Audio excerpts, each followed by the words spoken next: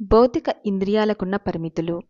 సంక్లిష్టమైన మన విశ్వ యంత్రాంగాన్ని గురించి, మనందరం దేనివల్ల తయారయ్యామో ఆ పదార్థాన్ని గురించి విజ్ఞాన శాస్త్రం మనకు ఎంతగానో బోధించింది.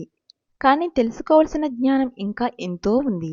మన ఇంద్రియ అవయవాలలో అంతర్లీనంగా ఉన్న శక్తులను పెంపొందించుకోగలిగితే మనం ఇంకా ఎంతో గ్రహించగలం, ఇంకా ఎంతో గుణాగుణ వివేచన చేయగలం.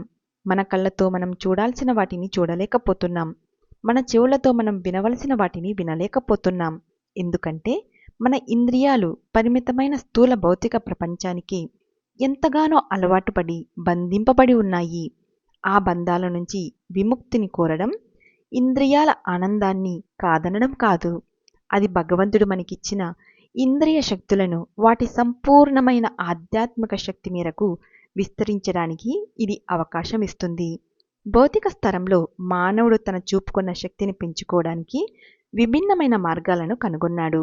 ఏ విధమైన తోడ్పాటు లేని భౌతిక నేత్రాలు పరిమితమైన రంగులను మాత్రమే గ్రహించగలుగుతాయి.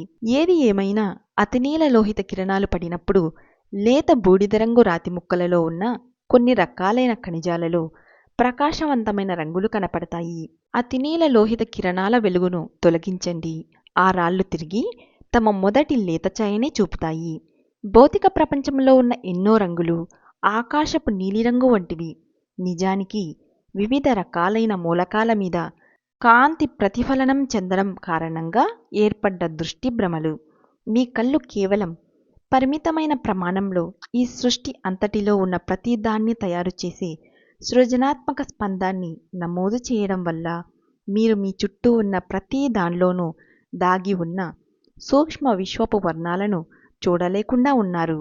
ప్రతి భౌతిక జీవి, వస్తువు, స్పందన తమలో కాంతిమయ ప్రాణశక్తితో తయారైన వాటి సూక్ష్మ విశ్వపు ప్రతిరూపాన్ని కలిగి ఉంటాయి. మీరే కనుక వాటిని చూడగలిగితే వాటి సౌందర్యానికి మీరు ముగ్ధులవుతారు. ఈ భూమి మీద గొప్ప దగదగాయమానమైన వర్ణాలు కూడా ఆ దివ్యమైన సూక్ష్మ ప్రపంచపు రంగులతో పోలిస్తే అసహ్యంగానూ రోత పుట్టేటట్లుగాను మందంగానూ కనపడతాయి. కాబట్టి మీ కళ్ళు కానీ చెవులు కానీ గ్రహించదగ్గ ప్రతి విషయాన్ని నమోదు చేయడం లేదు. మీరు సూక్ష్మ సుగంధాలను వాసన చూడలేరు, లేదా మీ ఇతర భౌతిక ఇంద్రియాలతో చాలా పెద్దవైన సూక్ష్మ రూపాలను, ఆకాశం గుండా పోయే తలపులను గ్రహించలేరు.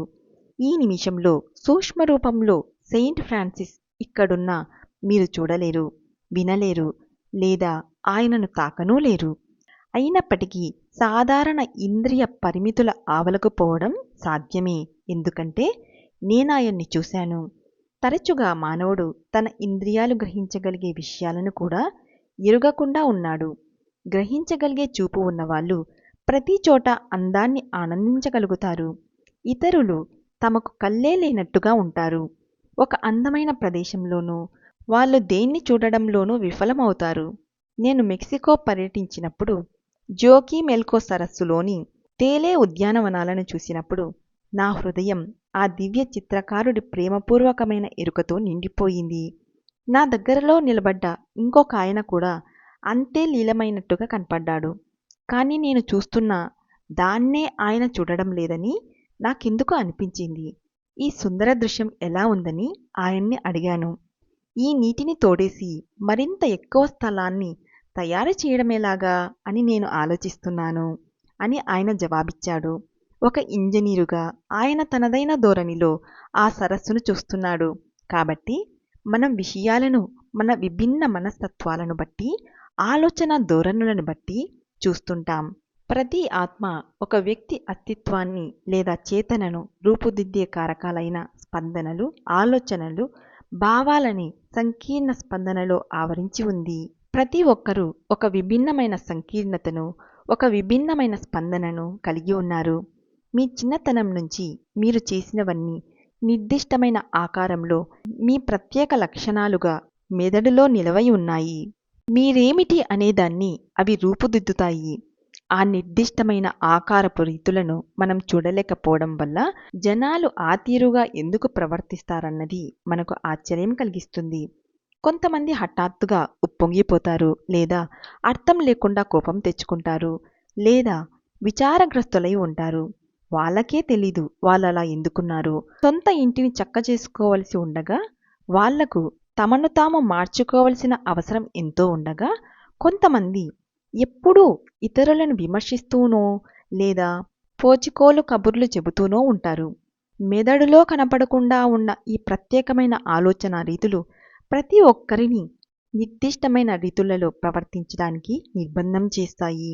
ఒకరి యథార్థమైన ఆత్మ ప్రకటనను నిరోధిస్తూ అవి ఆత్మను పాతిపెట్టేస్తాయి. మానవుడు ఎంత సంక్లిష్టమైనవాడు! ప్రతి ఒక్కరూ తమకు తామే ఒక పూర్తి సైజు నవలలాంటివారు. Thank you.